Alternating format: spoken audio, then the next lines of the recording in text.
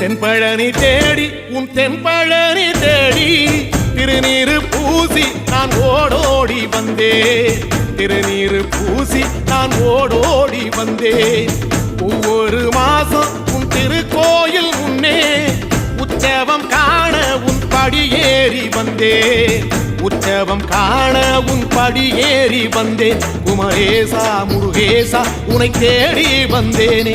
அலங்காரம் அபிஷேகம் அழகாக கண்டேனே.